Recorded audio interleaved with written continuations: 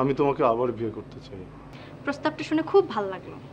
এতদিন শুনছি একটা ছেলে একটা মেয়েকে বলে আমি তোমাকে বিয়ে করতে চাই, আর এখন শুনতেছি যে একটা ছেলে একটা মেয়েকে বলে আমি তোমাকে আবার বিয়ে করতে চাই। আমি একটা প্রস্তাব দিই, সেটা হচ্ছে আমি তোমাকে আবার ডিভোর্স করতে চাই। করতে চাই না, আমি তোমাকে আবার ডিভোর্স করলাম। তালাক তালাক তালাক। আর কিছু বলার আছে তোমার?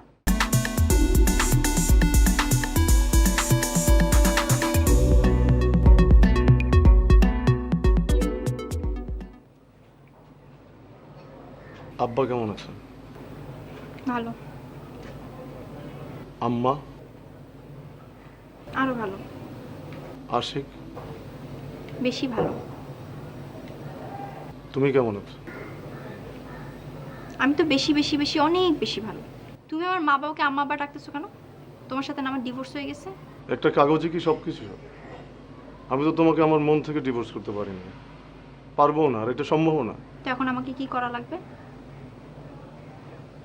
আমি একটা প্রস্তাব নিয়ে আসছি।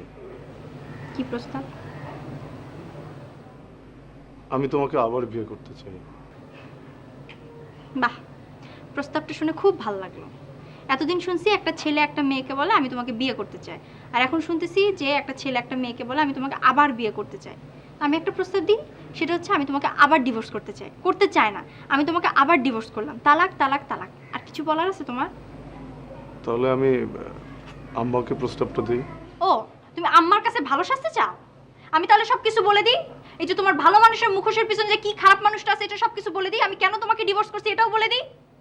বলবো? আচ্ছা, ওই আম্মা একটু আম সত্ত্ব বানাইছিল, আমি কি পরে যেবার আসবো তা নিয়ে আসবো আম সত্ত্ব? তুমি আবার আসবা? তোমার লজ্জা শরম নাই?